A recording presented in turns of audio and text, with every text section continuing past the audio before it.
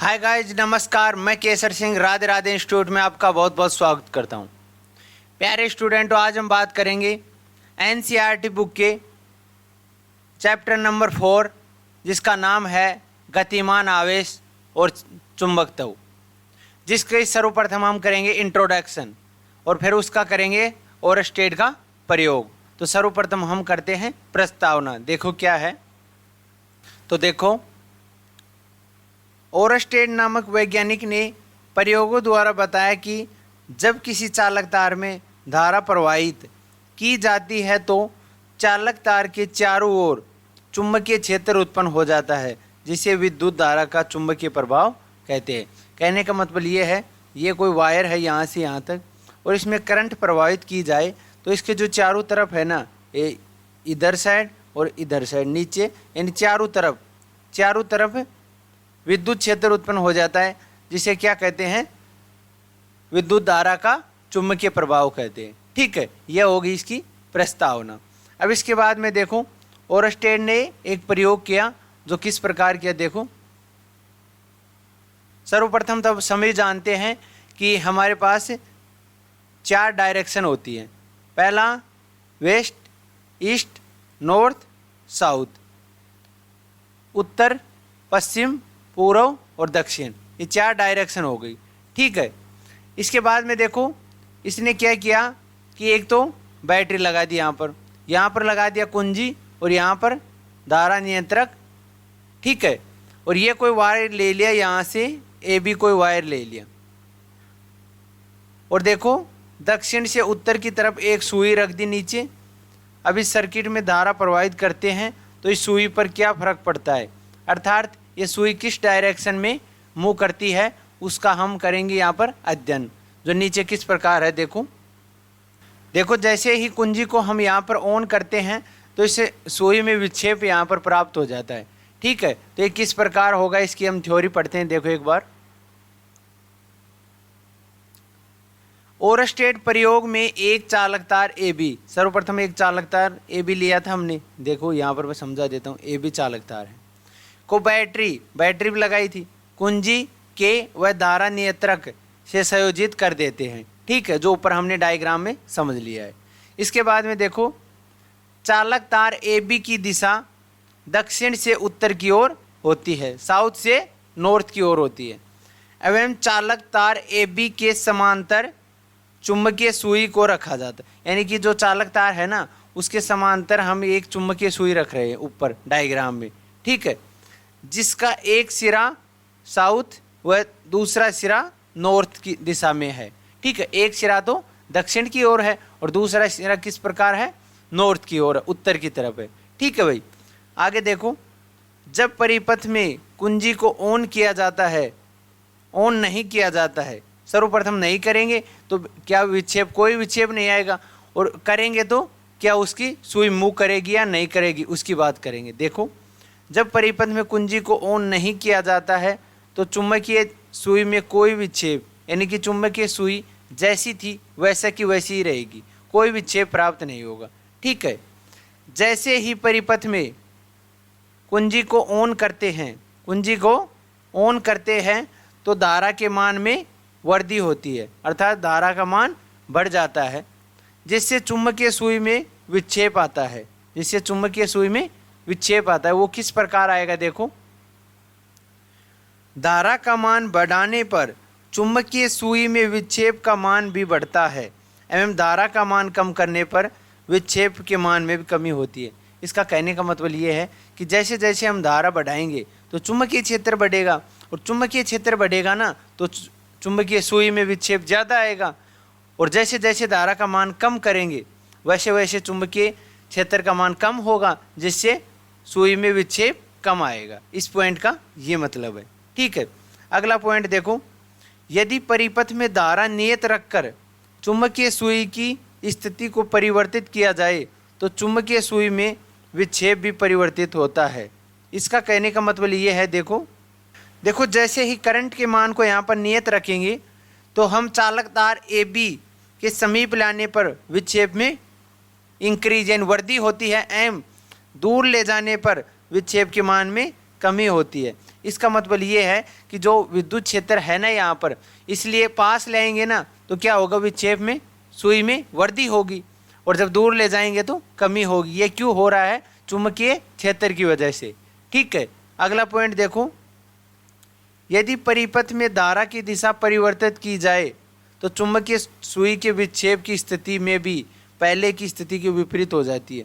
देखो, जब धारा की दिशा को हम बदलेंगे ना तो इसमें चुंबकीय सुई का जो सिरा है ना, नॉर्थ वाला और साउथ वाला, वो एक दूसरे के अपोजिट हो जाएंगे।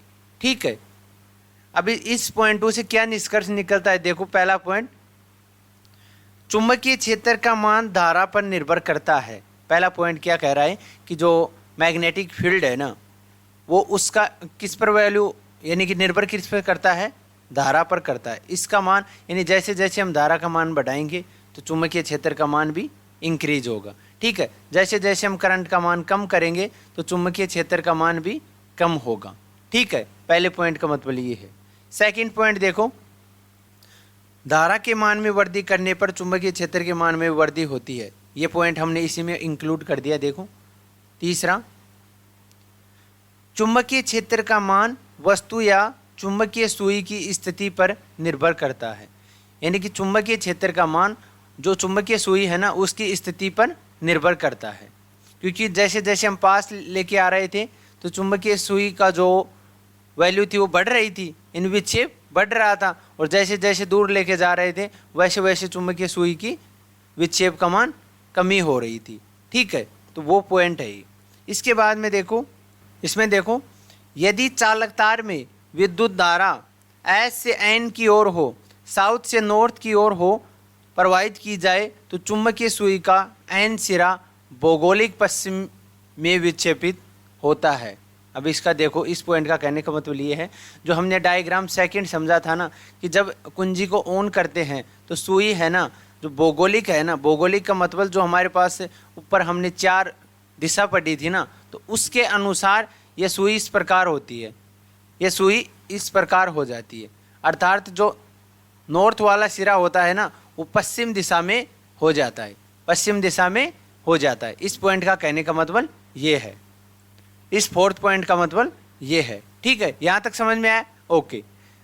पांचवा पॉइंट देखो, पांचवें पॉइंट में यानी जो फोर्थ पॉइंट था उसका जस्ट विपरीत है। किस प्रकार है देखो, यदि चालक तार में धारा एन से एस की ओर प्रवाहित की जाए, यानी कि नॉर्थ उत्तर से साउथ यानी दक्षिण की ओर प्रवाहित की जाए, तो चुंबकीय सुई का जो एन सिरा है ना, वो पूर्व में विक्षेपित हो जाता है। यानी कि इस प्रकार हो जाता है, जो एन सिरा होता है वो पूर्व में इस प्रकार विक्षेपित हो जाता है।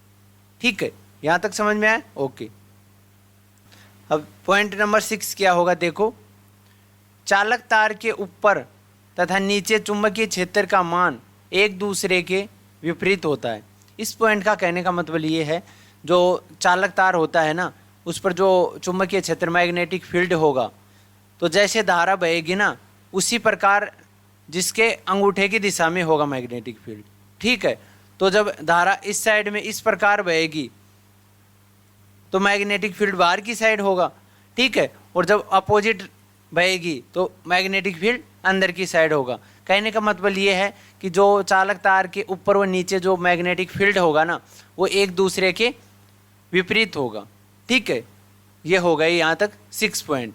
इसके बाद में हम करते हैं चुंबकीय क्षेत्र की दिशा याद करने के नियम। देखो, हम दोस्तों चुंबकीय क्षेत्र की दिशा है ना, 4 नियमों की सहायता से याद कर सकते हैं। पहला नियम है, इसमें पहला नियम है स्नो का नियम, दूसरा नियम है दाहिने हाथ के अंगूठे का नियम, और तीसरा नियम है वर्तीय धाराओं के दाहिने हाथ की हथेली का नियम, और फोर्थ नंबर है दक्षिणावर्त पेच या मैक्सवेल के स्क्रू का नियम। ठीक है, इन नियमों की सहायता से हम चुंबकीय क्षेत्र की दिशा को याद कर सकते हैं। ठीक है, तो इसमें सर्वप्रथम हम पहला लेते हैं स्नो का नियम। आखिर स्नो का नियम क्या होता है देखो, पहला सभी हेडिंग डाल लेंगे, स्नो का नियम देखो क्या होता है।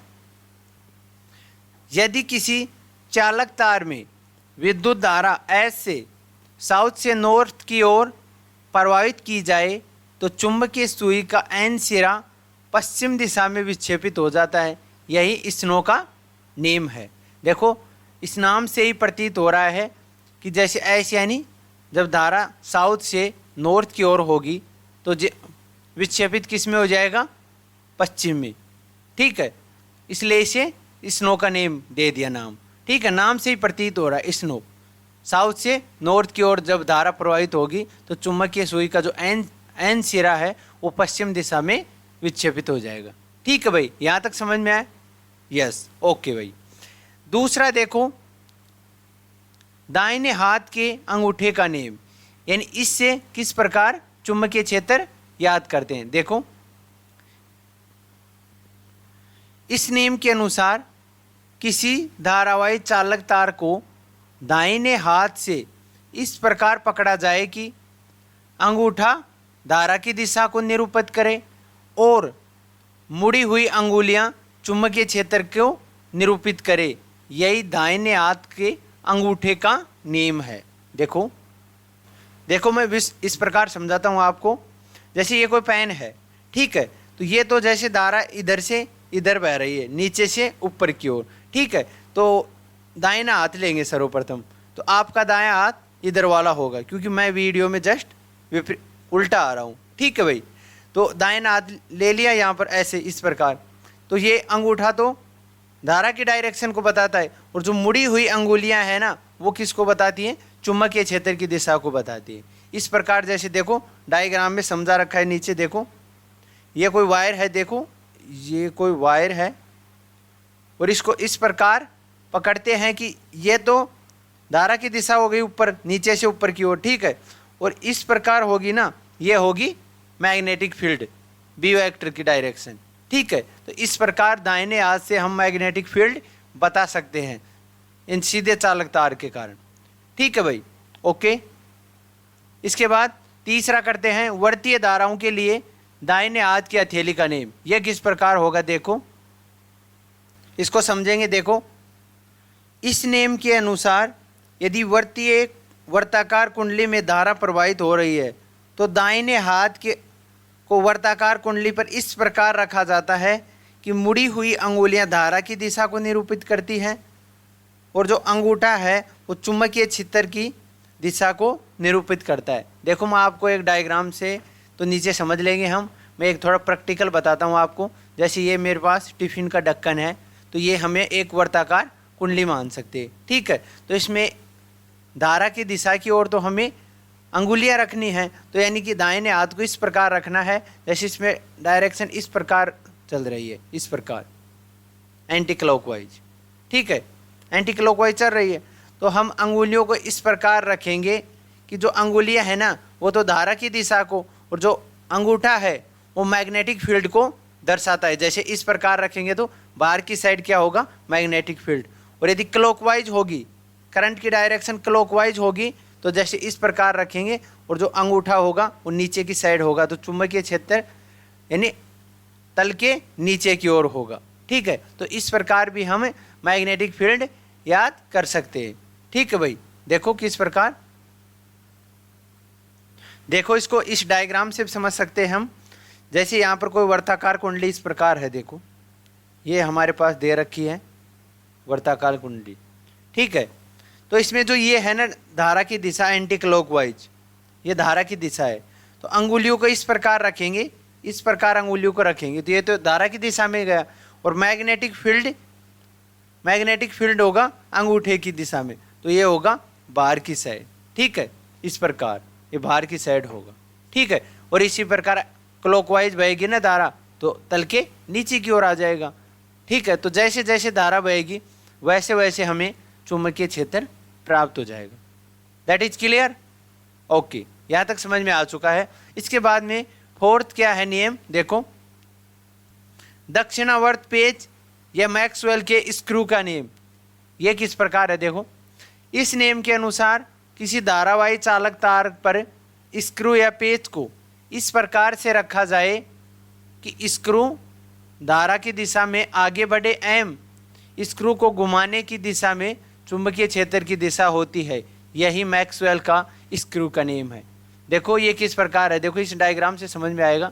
जैसे हम कोई पेच होता है ना, तो उसको पेचकस से उसको कसते हैं ना, तो जो धारा की दिशा है ना वो तो अंदर की ओर हो जाएगा, ठीक है, और जो उसको घुमा रहे हैं वो क्या होगा, मैग्नेटिक फील्ड होगा, ठीक है। जैसे ये हम कोई ये है, ये कोई पेच है, ठीक है, ये कोई पेचकस से हम इसे कस रहे हैं ऐसे, ठीक है, तो इसको अंदर की ओर जाएगा, ये तो होगी धारा की दिशा, धारा की दिशा, ठीक है। और जो ये घुमा रहे हैं ना इस प्रकार, तो ये घूमने की डायरेक्शन क्या होगी, मैग्नेटिक फील्ड होगी। क्या होगी, मैग्नेटिक फील्ड, चुंबकीय क्षेत्र होगा, ठीक है। यहां तक समझ में आ गया, ओके। अब गाइस इसके बाद में हम करते हैं बायो सावर्ट का नेम। देखो बायो सावर्ट का नेम क्या होता है, पहले सभी हेडिंग डाल लेंगे, प्यारी सी हेडिंग, बायो सावर्ट का नेम, ठीक है। और एग्जाम में बहुत बार पूछा जाता है, बहुत इंपॉर्टेंट यानी मोस्ट लगा लीजिए, 3 स्टार दे दीजिए इसे, देखो 3 स्टार, 1 2 3 स्टार दे दीजिए। एग्जाम में हर बार लगभग पूछा जाता है कि बायो सावर्ट का नेम क्या होता है, और ये यदि नहीं पूछा जाता है तो इसका यूज डेफिनेटली आता है, ठीक है। तो पढ़ते हैं हम बायो सावर्ट का नेम। देखो बायो सावर्ट के नेम के अनुसार किसी धारावाही चालक तार के अल्पांश लंबाई dl वेक्टर का मैग्नीट्यूड या dl भी ले सकते हैं, ठीक है, के कारण वायु या निर्वात में उत्पन्न चुंबकीय क्षेत्र dv वेक्टर का मान किन किन के तो समानुपाती होता है और किन किन के व्युत्क्रमानुपाती होता है। देखो पहला, चुंबकीय क्षेत्र का मान चालक तार में प्रभावित धारा के समानुपाती होता है, dv वेक्टर का समानुपाती I। इक्वेशन फर्स्ट, देखो भाई ये इन पॉइंट 2 को हम यदि पॉइंट डाल के लिखेंगे तो ये थोड़ा दिखने में बड़ा दिखेगा, ठीक है। तो इस प्रकार क्रमवाइज लिखेंगे तो देखने वाले को बढ़िया लगेगा और आपको अच्छे नंबर मिल जाएंगे, ठीक है। न एक पैराग्राफ बना के भी लिख सकते हैं, लेकिन उसमें इतना इंटरेस्ट नहीं आएगा पढ़ने वाले को जितना पॉइंट बना के लिखोगे आप, ठीक है। दूसरा पॉइंट क्या होगा, देखो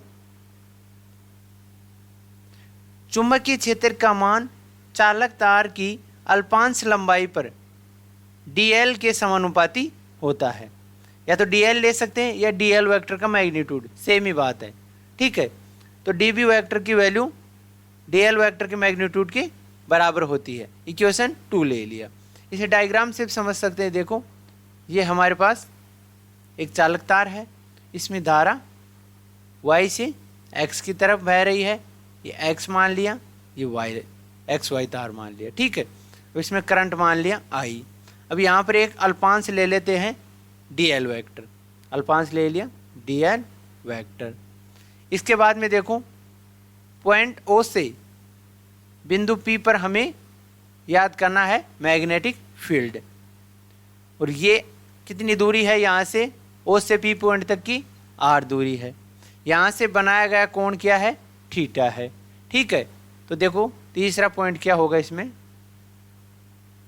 चुंबकीय क्षेत्र का मान अल्पांश के मध्य बिंदु से प्रेक्षण बिंदु की दूरी r के वर्ग के व्युत्क्रमानुपाती होता है, यानी dv वेक्टर की वैल्यू व्युत्क्रमानुपाती r² के, या ऐसे कर सकते हैं कि dv वेक्टर की वैल्यू 1/r² के समानुपाती होता है, ठीक है, ऐसे आप कह सकते हैं।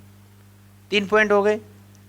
पॉइंट नंबर 4 क्या है, चुंबकीय क्षेत्र का मान अल्पांश dl वेक्टर व दूरी r के मध्य बनने वाले कोण की ज्या के समानुपाती होता है, अर्थात dv वेक्टर समानुपाती साइन थीटा के समानुपाती होगा, ठीक है। अब इन सभी equation first, second, third, fourth, इन सभी को बायो सावर्ट का नेम कहते हैं, और इन सभी को एक साथ लिखने पर देखो किस प्रकार लिखेंगे, dv वेक्टर बराबर I dl vector magnitude sign theta upon r²। ये सभी समानुपाती है यहाँ पर, ठीक है। I और ये व्युत्क्रमानुपाती है तो नीचे आ गया, ठीक है। अब इस समानुपाती को हटाएंगे तो यहाँ पर μ0/4 पाई कांस्टेंट राशि आ जाएगी, ये थोड़ा ध्यान रखना है अपने को कि कभी भी समानुपाती चिन्ह को हटाते हैं ना कोई भी कांस्टेंट राशि आती है। ठीक है, तो ये आ गई कांस्टेंट राशि, जहां म्यू नोट अपॉन 4 पाई एक समानुपाती नियतांक है। इसकी वैल्यू क्या होती है देखो, अब देखो म्यू नोट अपॉन 4 पाई की वैल्यू होती है 10⁻⁷ न्यूटन पर एम्पियर स्क्वायर, या मात्रा की ये भी ले सकते हैं, वेबर में लेंगे तो वेबर अपॉन एम्पियर मीटर या टेस्ला मीटर अपॉन एम्पियर होता है, कोई सा भी ले सकते हैं, कोई दिक्कत नहीं है इसमें। ठीक है, इसके बाद में देखो म्यू नोट क्या है, यहाँ पर वायु या निर्वात की चुंबकशीलता या चुंबकीय पारगम्यता कहते हैं इसे। ठीक है, इसकी वैल्यू होती है 4 पाई इंटू 10⁻⁷ न्यूटन पर एम्पियर स्क्वायर।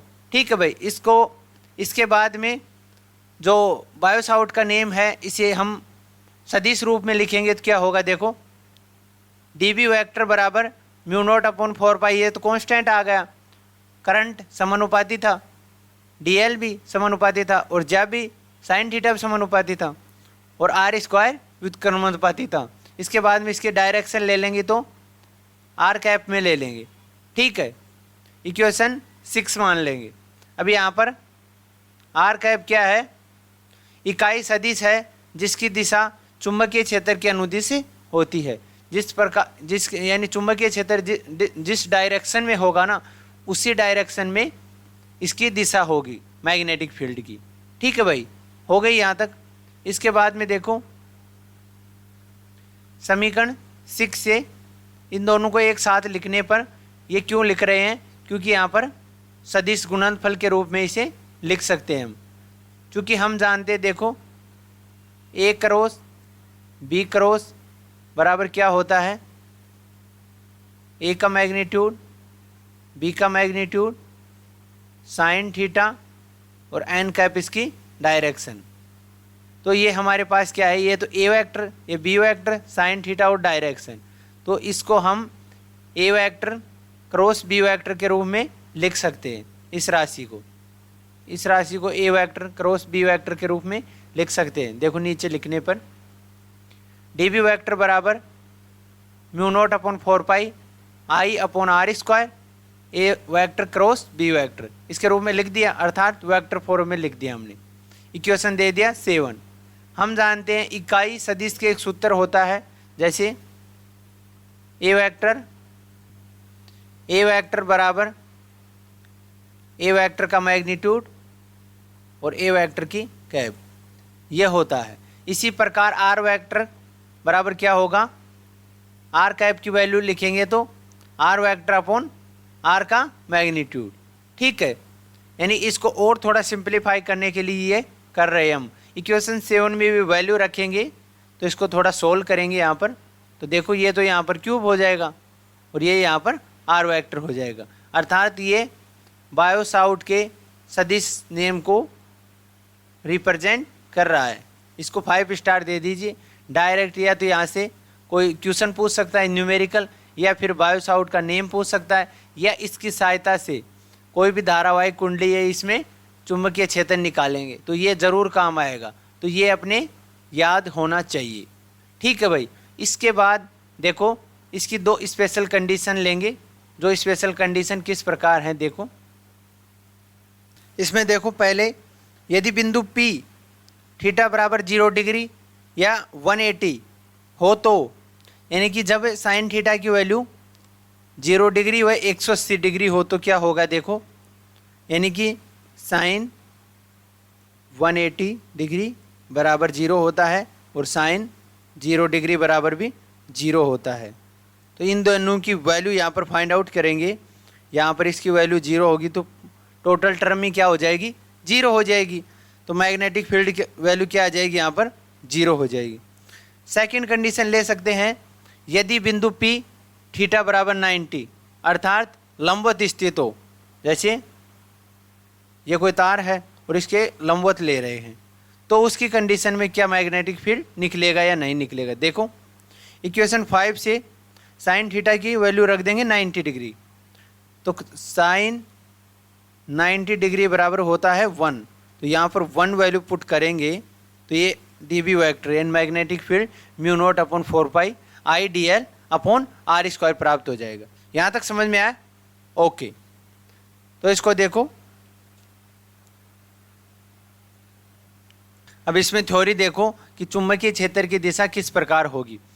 इस स्थिति में चुंबकीय क्षेत्र की दिशा कागज के तल के लंबवत अंदर या बाहर की ओर हो सकती है। यदि चुंबकीय क्षेत्र की दिशा लंबवत अंदर की ओर हो तो इसे क्रॉस चिन्ह से, ठीक है, से व्यक्त करते हैं।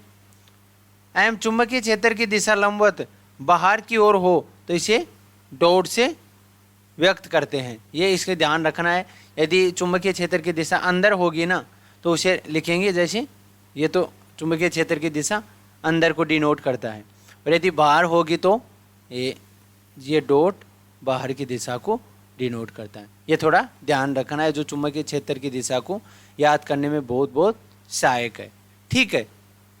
अब इसके बाद में हम याद करेंगे कि धारावाही कुंडली में मैग्नेटिक फील्ड उसके केंद्र पर और उसके एक्स पर क्या होता है। तो सर्वप्रथम हेडिंग डालेंगे, सभी वर्ताकार धारावाही कुंडली के कारण चुंबकीय क्षेत्र बी वेक्टर, ठीक है। सभी हेडिंग डाल लेंगे सर्वप्रथम। फिर देखो इसकी थ्योरी करते हैं और इसके डायग्राम को समझते हुए इसका मैथमेटिकल रूप करते हैं कंप्लीट। देखो, वर्ताकार धारावाही कुंडली के कारण चुंबकीय क्षेत्र निम्न दो स्थितियों पर निर्भर करता है। अर्थात जो वर्ताकार धारावाही कुंडली होगी ना उसमें मैग्नेटिक फील्ड दो कंडीशन निकलेंगी वहाँ पर। पहली, कुंडली के केंद्र पर मैग्नेटिक फील्ड क्या होगा, और दूसरा कुंडली के एक्स पर मैग्नेटिक फील्ड क्या होगा। तो हम फर्स्ट कंडीशन लेके चलते हैं, कुंडली के केंद्र पर चुंबकीय क्षेत्र बी वेक्टर की वैल्यू क्या प्राप्त होगी। तो सभी हेडिंग डाल लेंगे, कुंडली के केंद्र पर चुंबकीय क्षेत्र। देखो इसको समझते हैं। ये सर्वप्रथम कुंडली देखो, ये हमारे पास कुंडली है, इसको मैं बना देता हूँ एक बार और।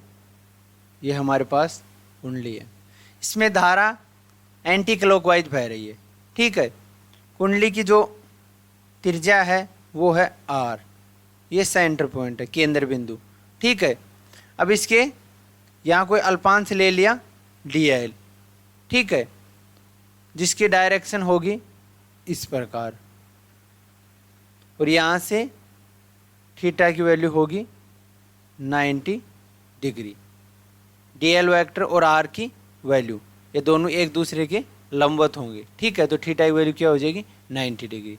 यहाँ पर मैग्नेटिक फील्ड हमें फाइंड आउट करना है, ये होगी इसकी, यानी त्रिज्या की इतनी दूरी पर, यानी केंद्र परिधि से केंद्र कितनी दूर होगा, त्रिज्या की इतनी दूरी तो होगा, तो इसे आर बराबर आर होगा, ठीक है। तो अब चलते हैं हम इसका मैथमेटिकल रूप करते हैं। पहले थ्योरी पढ़ते हैं थोड़ी। माना एक धारावाही कुंडली पर विचार करते हैं जिसमें आई धारा दक्षिणावर्त में प्रवाहित हो रही है, ठीक है।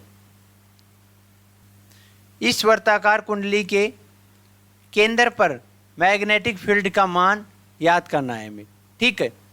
चुंबकीय क्षेत्र का मान याद करने के लिए कुंडली पर एक अल्पांश डी एल लेते हैं, ठीक है।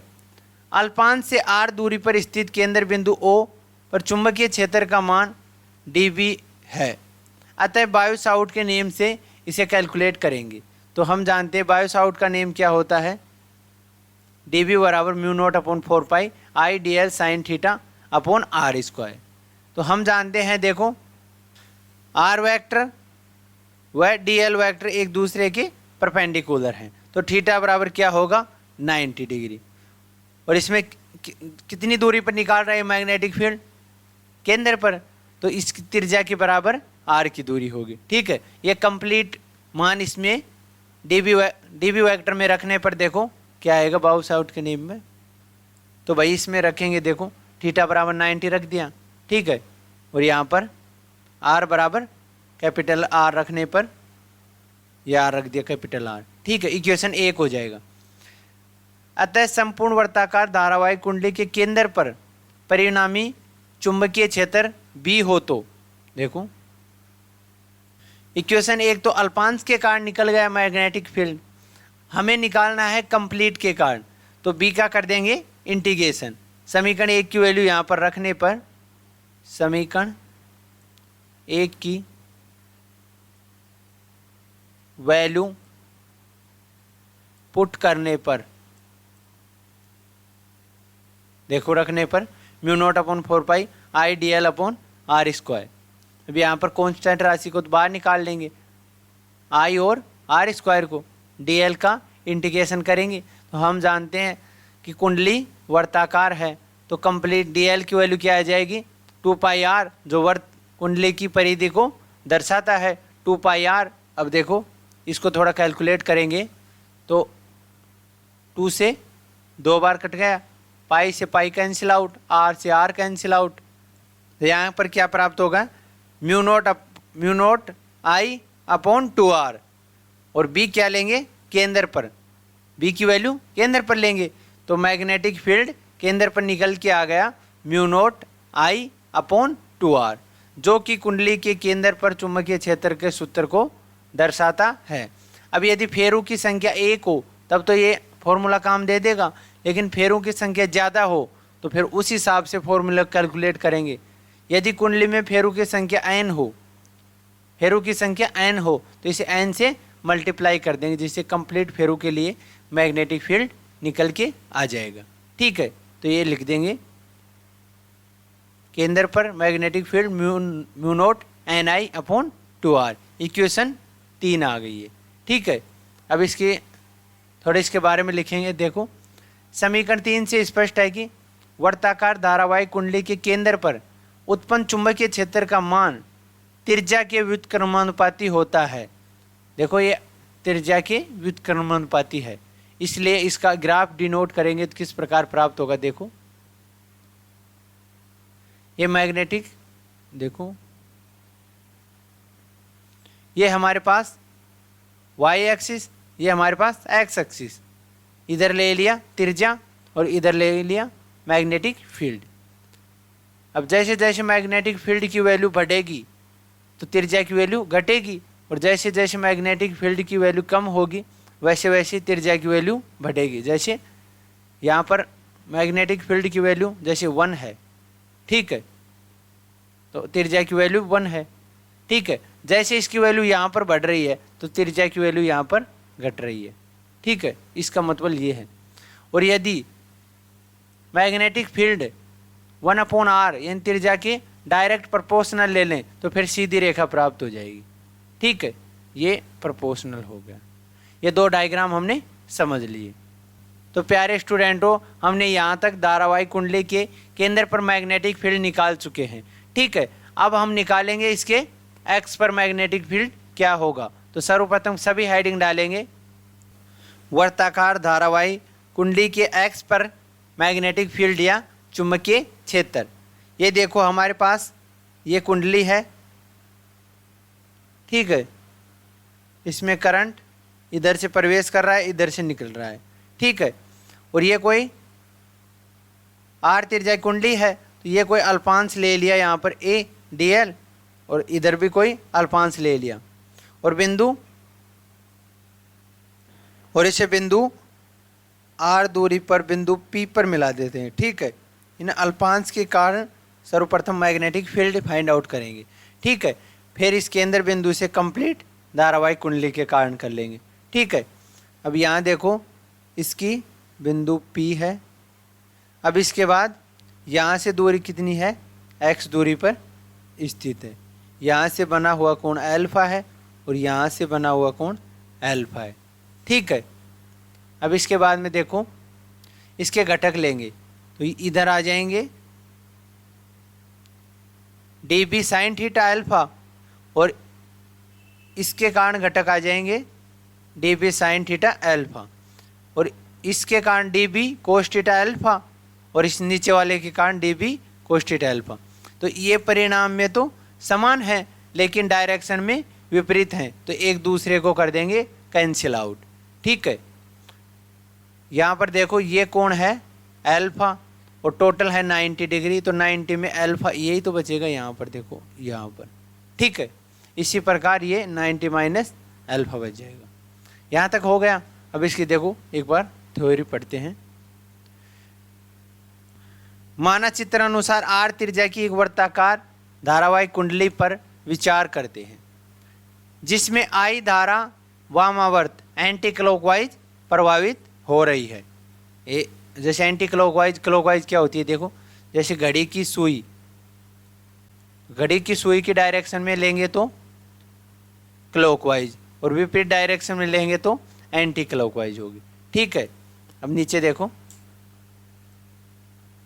आगे देखो, इस कुंडली के केंद्र से गुजरने वाली रेखा के अक्ष बिंदु P पर चुंबकीय क्षेत्र का मान याद करना है जिसके केंद्र बिंदु से दूरी तो x है। चुंबकीय क्षेत्र का मान याद करने के लिए कुंडली पर दो अल्पांश dl वेक्टर लेते हैं, ठीक है, ऊपर नीचे, जिनसे बिंदु P की दूरी r स्थित है। अतः बिंदु P पर अल्पांश के कारण सर्वप्रथम मैग्नेटिक फील्ड फाइंड आउट करेंगे, उसके बाद में कंप्लीट के कारण करेंगे। तो बायोसाउट के नेम सर्वप्रथम लगाएंगे। ठीक है, मैंने पहले बता दिया था एग्जाम में या तो बायोसाउट का नेम आता है या फिर उसके एप्लीकेशन पर कोई भी क्वेश्चन आता है। ठीक है, तो जैसे ऐसे यूज करेंगे तो बायोसाउट के नेम लिखेंगे। अब यहाँ पर आर और dl वेक्टर दोनों की डायरेक्शन एक दूसरे के विपरीत हैं, तो थीटा बराबर 90 डिग्री, थीटा बराबर 90 लेंगे तो यहाँ पर साइन 90 डिग्री का वैल्यू होता है 1। यहाँ पर वैल्यू रखेंगे तो इक्वेशन 1 प्राप्त हो जाएगी। यहाँ तक कोई दिक्कत नहीं है। इसके बाद में देखो, अतः बिंदु P पर चुंबकीय क्षेत्र dB का मान dB कोस थीटा घटक विपरीत दिशा में होने के कारण आपस में निरस्त हो जाते हैं, जो मैंने पहले बता दिया।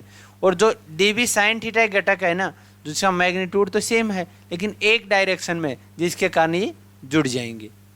अतः धारावाहिक वर्ताकार कुंडली के कारण x पर चुंबकीय क्षेत्र B हो तो x पर चुंबकीय क्षेत्र B होगा तो B बराबर इंटीग्रेशन कर देंगे dB साइन थीटा का।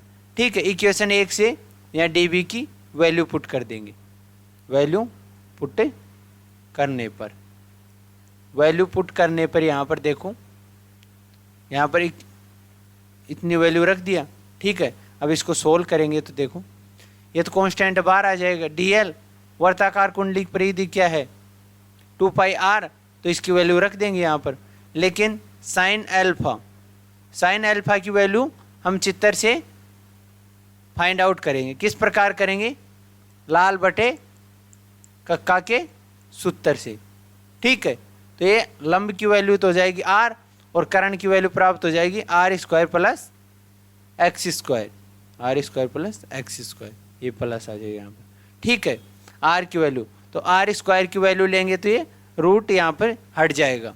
ठीक है, तो ये तो प्राप्त हो गई r² की ये तो, और ये प्राप्त हो गई साइन अल्फा की। इसको थोड़ा कैलकुलेट करेंगे तो देखो, इसकी घात 1/2 प्लस 1, ये क्या प्राप्त हो जाएगी 3/2। तो देखो μ0 I r² as it is, ऐसे कैसे आ जाएगा 2r² प्लस x² की घात 3/2 आ जाएगा। ठीक है, जो कि वर्ताकार धारावाहिक कुंडली के x पर मैग्नेटिक फील्ड के सूत्र को रिप्रेजेंट कर रहा है। ठीक है, उसी प्रकार यदि कुंडली में n फेरे होंगे तो n से मल्टीप्लाई हो जाएगा, और ये x पर चुंबकीय क्षेत्र की वैल्यू कंप्लीट फाइंड आउट हो गई है। और प्यारे स्टूडेंटों, यहाँ पर यदि हम x बराबर 0 अर्थात वर्ताकार धारावाहिक कुंडली के यदि केंद्र पर हमें मैग्नेटिक फील्ड प्राप्त करना है तो यहाँ से x बराबर 0 रखने पर सेम प्राप्त हो जाएगा। ठीक है, तो ये x पर और केंद्र पर दोनों पॉइंट हमने अच्छी तरह कर लिए हो और आपको ये अच्छी तरह समझ में भी आए होंगे। ठीक है, अब हम करते हैं नेक्स्ट पॉइंट, सीधे धारावाहिक चालक तार के कारण चुंबकीय क्षेत्र। यानी हमारे पास एकदम सीधा चालक तार है, उसके कारण हमें मैग्नेटिक फील्ड फाइंड आउट करना है। जैसे देखो, थोड़ा फास्टली कर लेते हैं इसे। लास्ट एक पॉइंट है, एक चालक तार है इस प्रकार, इसमें करंट इस प्रकार I प्रभावित हो रही है। ठीक है, और इसके पॉइंट O' से बिंदु D दूरी पर क्या है, बिंदु P पर हमें मैग्नेटिक फील्ड फाइंड आउट करना है। अब इसके लिए एक अल्पांश ले लेते हैं यहाँ पर dl वेक्टर। ठीक है, इसके बिंदु एल दूरी पर बिंदु ओ पर स्थित है, ठीक है। और यहाँ से पी बिंदु की दूरी कितनी है, आर दूरी है। कितनी दूरी है, आर दूरी है, ठीक है। अब यहाँ से बनने वाला कोण कितना है, थीटा है। कितना है, थीटा है। तो ये बचा हुआ कोण क्या होगा, 180 माइनस थीटा, ठीक है। अब इसको समझते हैं थोड़ा, देखो। मानचित्र अनुसार एक्स वाई सीधे धारावाही चालक तार पर विचार करते हैं सर्वप्रथम, जिसमें आई धारा गमन कर रही है। इस चालक तार के बिंदु ओ डैश से लंबवत दूरी डी पर स्थित बिंदु पी पर मैग्नेटिक फील्ड फाइंड आउट करना है, ठीक है। चालक तार एक्स तथा वाई सिरों के कारण बिंदु पी पर अंतरित कोण θ1 व थीटा कोण बनाते हैं, ठीक है। तथा एक्स वाई सिरों पर बनने वाले कोण क्रमशः θ1 व θ2 है, ठीक है। ये तो इसको डायग्राम की बात हो गई। आगे थोड़ी सी और करेंगे, देखो। चालक तार के बिंदु ओ डैश से एल दूरी पर एक रेखीय अल्पांश डीएल वेक्टर लेते हैं। रेखीय अल्पांश के बिंदु ओ से आर दूरी पर स्थित बिंदु पी पर मैग्नेटिक फील्ड हमें फाइंड आउट करना है, ठीक है। अब अतः बायो सावर्ट के नियम से इसे सोल्व करेंगे तो किस प्रकार होगा, देखिए। डी बी बराबर mu naught upon 4 pi I D L sine theta upon are square, equation first दे देंगे, ठीक है। अब चित्र से देखो, त्रिभुज O dash O O P में यदि tan 180 माइनस थीटा बराबर डी अपॉन एल, यानी लाल बटे कक्का से जब निकालेंगे तो लंब बटे आधार, आधार की वैल्यू होगी एल और लंब की होगी डी, ठीक है। एल की वैल्यू यहाँ से फाइंड आउट करेंगे तो ये अपोन में आ जाएगा टर्म, ऐसे कैसे, ठीक है। और इसको उल्टा यानी tan थीटा बराबर होता है 1 अपॉन कोट थीटा, ठीक है। ये सूत्र यहाँ पर इस्तेमाल करने पर कोट थीटा आ जाएगा। और चूंकि कोट थीटा 180 में से यानी सेकंड क्वाड्रेंट में कोट थीटा होता है माइनस का, ठीक है। तो ये माइनस कोट थीटा आ जाएगा। एल बराबर ये टर्म आ गई है। अब इसके बाद देखो, अवकलन करेंगे तो इसका अवकलन करेंगे तो हम जानते हैं कि कोट थीटा का अवकलन क्या होता है, माइनस कोसेक स्क्वायर थीटा। तो इसका ये अवकलन होगा, इक्वेशन दे देंगे सेकंड। अब दूसरा लेंगे त्रिभुज ओ डैश ओ पी से, क्योंकि ये त्रिभुज आपको ऊपर जाके पहले डायग्राम बनाना है और उसमें से देखना है, क्योंकि मैं स्लाइड बना रखी है तो ये ऊपर चली गई PDF, ठीक है। इसके बाद में देखो साइन 180 माइनस ये हो जाएगा लाल बटे कक्का से, लंब की वैल्यू हो जाएगी डी और आर की वैल्यू हो जाएगी, ये कर्ण हो गया, ये लंब हो गया, ठीक है। इसके बाद में यहाँ से आर की वैल्यू निकालेंगे तो ये हो जाएगी मल्टीप्लाई, यहाँ साइन थीटा आ जाएगा और साइन थीटा का अपोजिट क्या होता है, cosec square theta. Cosec square theta बराबर क्या होगा, देखो सेकंड क्वाड्रेंट में ये होता है पॉजिटिव, तो ये आ जाएगा पॉजिटिव, ठीक है। इसके बाद में आर बराबर प्राप्त होगा D cosec theta, equation 3 number दे देंगे इसे। अब इक्वेशन फर्स्ट सेकंड और थर्ड से कंप्लीट बायो सावर्ट के नेम में वैल्यू रखने पर देखो, कोसेक स्क्वायर थीटा से cosec square theta cancel out, D square से डी कैंसिल आउट, एक बच गया डी, ठीक है। और ये टर्म प्राप्त हो जाएगी डी बी बराबर mu naught upon 4 pi I D sine theta D theta, equation 4, ठीक है। ये तो अल्पांश के कारण मैग्नेटिक फील्ड आ गया धारावाही चालक के कारण। अब हमें कंप्लीट निकालना है एक्स वाई सिरों के कारण, तो देखो इंटीग्रेशन करने पर धारावाही चालक तार के एक्स वाई सिरों के कारण बिंदु पी पर विद्युत चुंबकीय क्षेत्र बी हो तो कंप्लीट θ1 से θ2 तक निकालना है हमें मैग्नेटिक फील्ड, ठीक है। तो देखो θ1 से θ2 तक इंटीग्रेशन कर देंगे, देखो ये कांस्टेंट राशि बाहर आ जाएगी। और साइन थीटा का इंटीग्रेशन करेंगे तो θ1 से θ2, और साइन थीटा का इंटीग्रेशन क्या होता है, साइन थीटा का इंटीग्रेशन होता है माइनस कोस थीटा, ठीक है। इसकी वैल्यू यहाँ पर रख देंगे और upper limit minus lower limit रखेंगे तो कोस 2 थीटा, देखो कोस θ2 माइनस कोस θ1, ऐसे कैसे आ जाएगा माइनस चिन्ह बाहर आ गया। अब इसको माइनस चिन्ह यहाँ से बाहर लेंगे तो जैसे यहाँ से बाहर लेंगे तो ये हो जाएगा प्लस, और ये आ जाएगा प्लस और ये हो जाएगा माइनस। ठीक है, इसके बाद में देखो b बराबर म्यू नॉट अपॉन 4 पाई d upon cos theta 1 minus cos theta 2। ये आ गया धारावाही चालक तार के कारण बिंदु P पर d दूरी पर है, बिंदु P पर विद्युत क्षेत्र की मैग्नेटिक फील्ड कंप्लीट प्राप्त हो गया है। ठीक है, यहाँ तक कोई दिक्कत है तो बताइए। तो गाइज आज हमने क्या क्या बात की है, देखो पहला पॉइंट कौन सा किया है, प्रस्तावना, जिसके बाद में हमने किए हैं ओरस्टेड के प्रयोग। ठीक है, उसके बाद में हम क्या है चुंबकीय क्षेत्र याद करने के 4 नियम। ठीक है, और उसके बाद में धारावाहिक और बायो साउट के नियम, उसके बाद में धारावाहिक कुंडले के कारण केंद्र पर चुंबकीय क्षेत्र, उसके बाद एक्स पर चुंबकीय क्षेत्र, और उसके बाद में किया है धारावाही सीधे धारावाही चालक तार के कारण चुंबकीय क्षेत्र।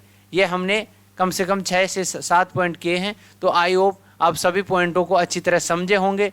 तो इसी प्रकार पावरफुल कंटेंट प्राप्त करने के लिए हमारे चैनल को सब्सक्राइब करने के लिए दिल से आपका हर बार की तरह वापस आकर बहुत बहुत धन्यवाद। जय हिंद।